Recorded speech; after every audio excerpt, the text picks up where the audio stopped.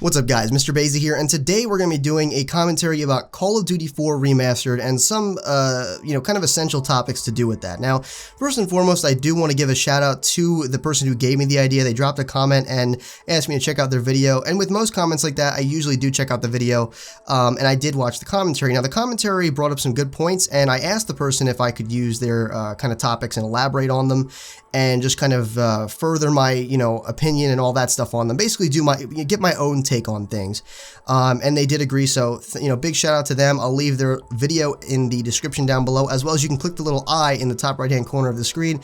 That'll take you to the video right there. So first and foremost, I want to move out. Let's do the layout of this commentary right now. I'm going to be covering the maps, I'm going to be covering the weapons, and I'm going to be covering some odd topics towards the end here. So essentially, let's start off with the maps, because the guns I'm going to speak a while about. So let's kind of get towards the maps first.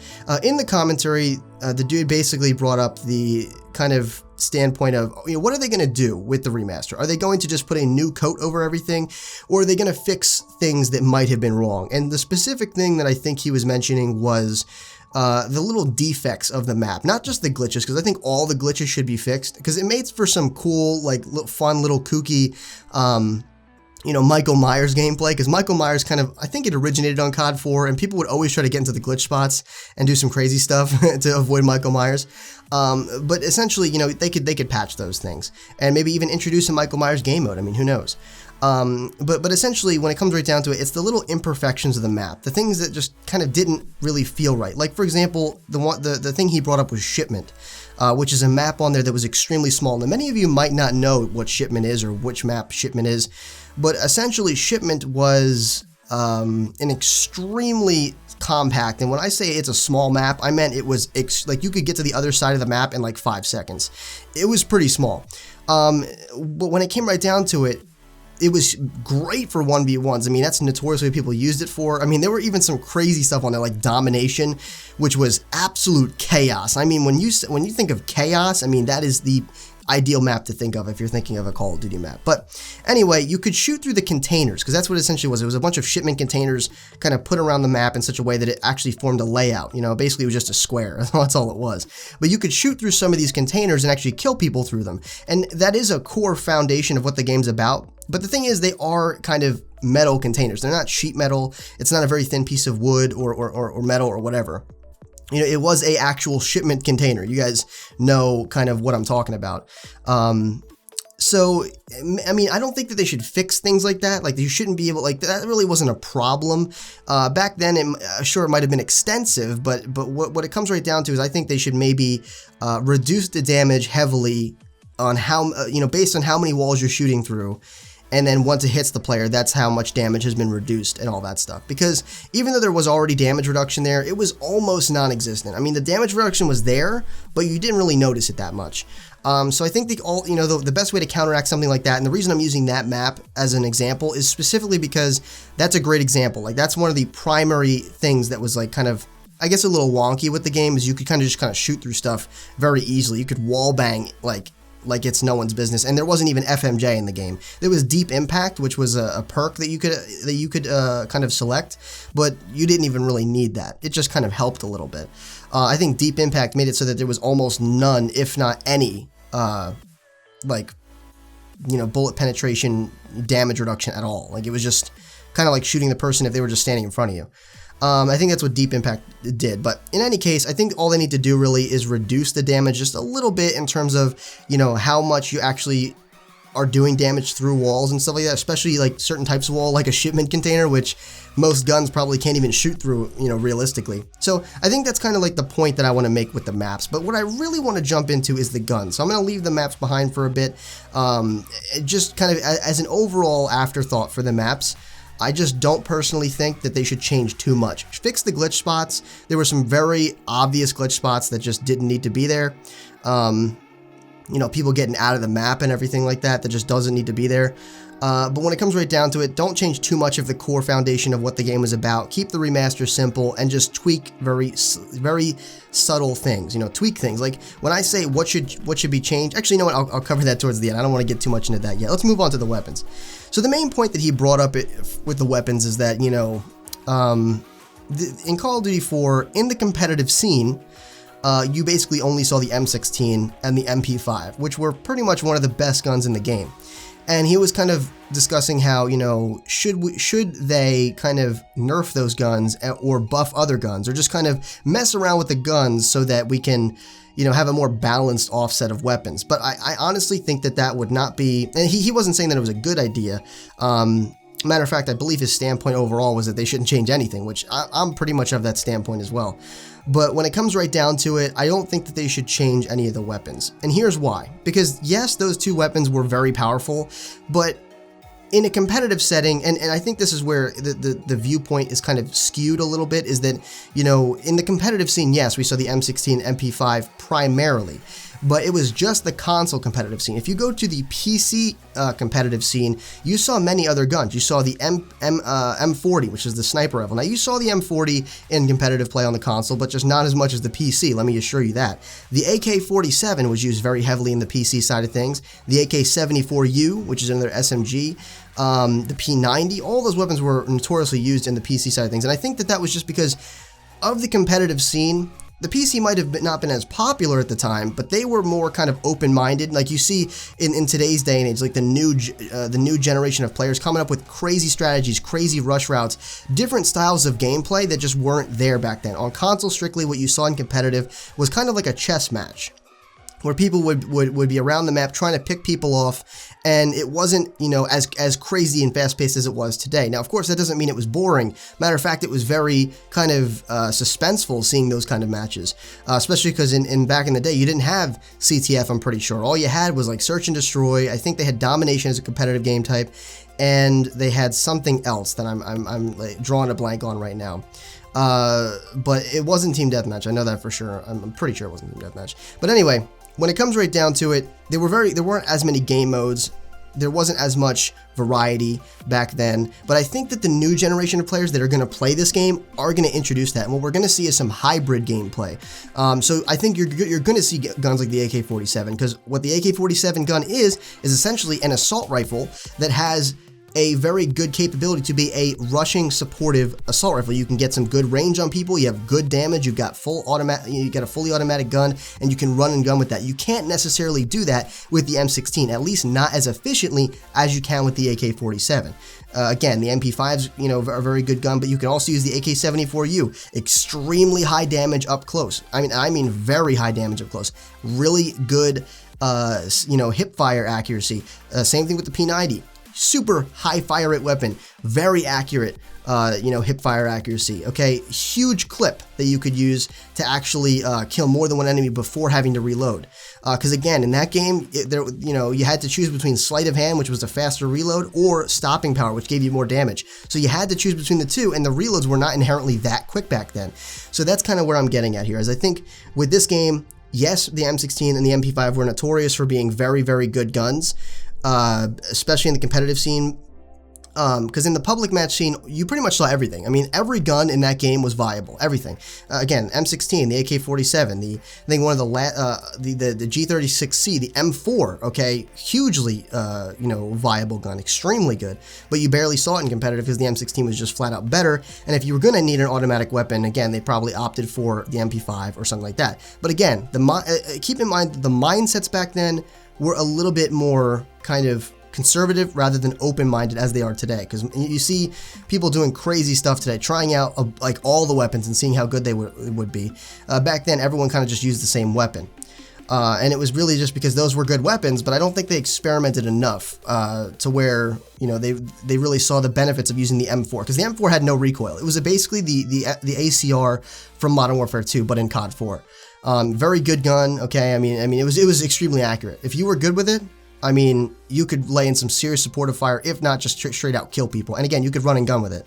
It was just good. It wasn't even a bad gun for being a super automatic or a super, you know, low recoil, you know, decently fire rate assault rifle. It wasn't even bad damage. It was actually pretty good. So, you know, when it comes right down to it, that's probably what we're going to see, and that's why I don't primarily think that we should change any of the weapons, because I think, honestly, when it comes to balance, COD 4 was one of the best Call of Duties for balance, and I mean map balancing, you know, freaking weapon balancing. I mean, it was just a very balanced game. I mean, at its core, simplicity did that game justice. It wasn't crazy, didn't have all these fancy bells and whistles. It was just, you get these guns, you have these set kill streaks, you can't change your kill streaks, you have UAV, I think you had like a bomb, like a carpet bomb, and then you had a helicopter. That's all you had, and it was very, very simple. You know, I think that's kind of what made the game so good, is it was really just whoever has better teamwork, whoever has better gun skill is going to come out on top. You know, that's kind of how it is. Whoever has better like strategy, better map control, that kind of stuff. And kind of some examples to go along with that. Every Call of Duty, not just Call of Duty 4, every Call of Duty has literally been about 2 weapons that have been played in the competitive scene. I mean, look at the next game after that. What was it? World at War. You had the MP40, and you had the, what was the, it was like the Gewehr or something. So, some sort of automatic, or not automatic, like semi-fire assault rifle. The competitive scene wasn't all that great back on World at War, but those were the guns they used, and sometimes the Tommy gun. In Modern Warfare 3, or I'm sorry, Modern Warfare 2, you had the ACR, extremely prominent gun, the FAMAS, which was the only other assault rifle people really decided to use, and the UMP, and sometimes the MP7. I think that was in that game. But the UMP was the primary one used, the UMP, and sometimes on a rare occasion the P90, depending on the player. Moving forward again, Black Ops 1. That game was even more constricted than COD 4. I mean, towards the end of that game, all we saw was the FAMAS in competitive and public match pretty much. I mean, if you wanted to do even a little good, you used the FAMAS. I mean, every gun was usable, just like any other Call of Duty, but the FAMAS was the gun. You know, if you were not using the FAMAS, chances are you were going to get taken every single time by a player with the FAMAS. Early game, the AK-74U was the SMG that everybody used, but they nerfed it, and then the FAMAS was pretty much the only gun. And it didn't even matter, because the FAMAS was basically a hybrid between the assault rifles and the SMG. So it was like, it doesn't, you know, it was just the best of both worlds. It was amazing. But that's kind of why Black Ops 1 was one of my least favorite Call of Duties, not really because it was a bad Call of Duty, but just because the weapon variety was kind of butt in that game. Then moving forward again, I think the next one after that, or maybe I skipped one, but who knows, I'm going to move on to Modern Warfare 3. And that game, again, you had the ACR, you had the Type 95 being used in terms of the SMGs, the UMP yet again, the MP7 yet again. What was it? I know the P90 was in use yet again. There was like a tube gun. It was kind of like it had like a rail that you put on the bottom of it. I'm completely drawing a blank on the type of gun it was. But it was a very high fire rate SMG, and it looked kind of like a pipe. It was really weird. But that gun was very heavy in use, and all that stuff. You move forward into Black Ops 2, M8, okay, AN94, the SMGs for that. I'm drawing a blank on the SMGs for that too. But you know, you're kind of getting the point. Is every Call of Duty on the competitive side of things has always had very selective weapons that they would use. They would never really use everything.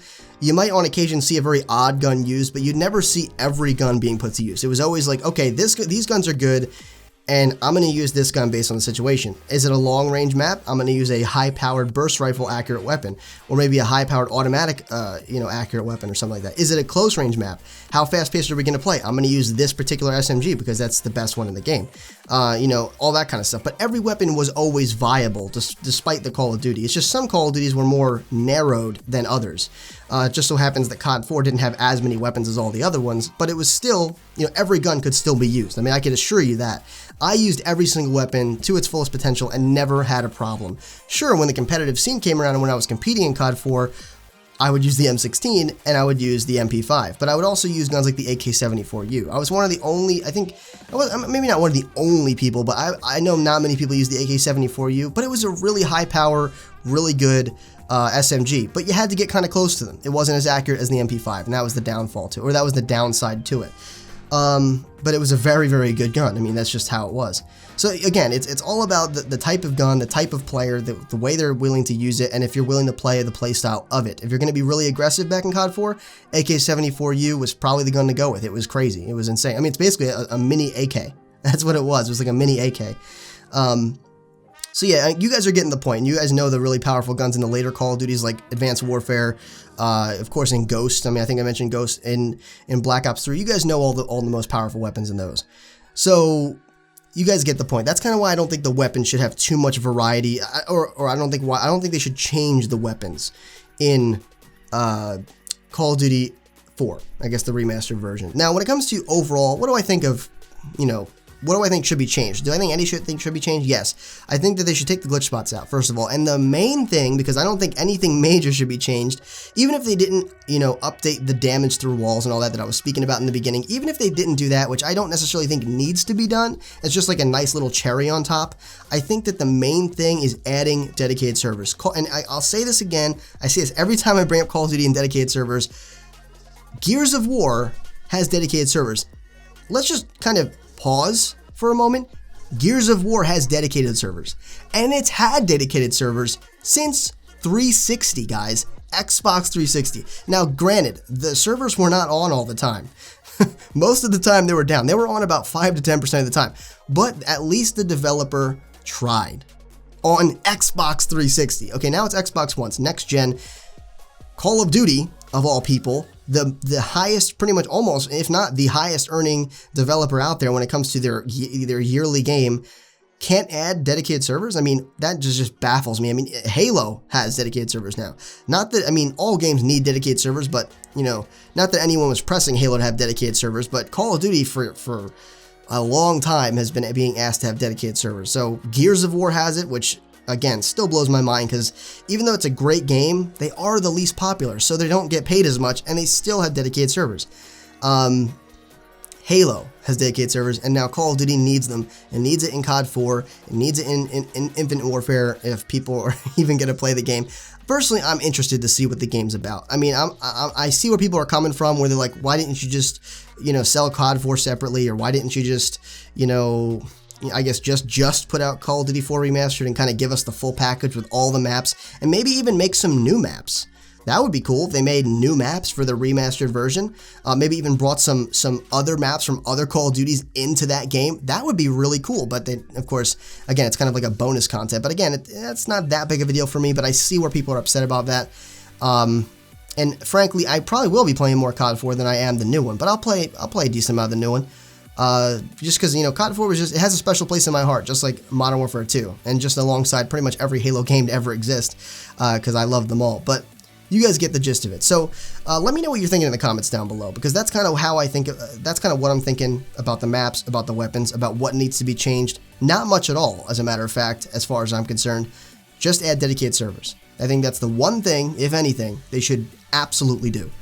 I don't know how much money it costs to do that, or how much work it does, but you know what? I think the fans would really appreciate it, and I know that Call of Duty has the resources to do that. It's probably, you know, it's probably chump change for them, to be honest, which is kind of crazy to say, but it probably is when it comes to how much they would need to spend on the servers, and enough to keep them up and everything. So leave a comment down below. Let me know if you agree, disagree, what you have to say about all this. It's a very interesting topic as far as I'm concerned, so feel free to completely bash my opinion if you want to, or elaborate on it, or add to it, or just kind of agree with me, or whatever you want to do. Let's start some discussion in the comments down below. I'd love to hear what you guys have to say about this. So with that being said, I hope you guys enjoyed. Definitely make sure you rate the video what you think it deserved, and if you did enjoy, please consider sharing the video as well. That kind of stuff really helps me out a lot, whether it's Facebook, Twitter, or any social media really, or even word of mouth with your friends. That's really awesome too. Of course, that directly helps me as well as the entire community, and is greatly appreciated. So with that being said, if you want to become a Sage in training, make sure you subscribe today. And as always, this has been Mr. Basie, your favorite Sage, and I'll see you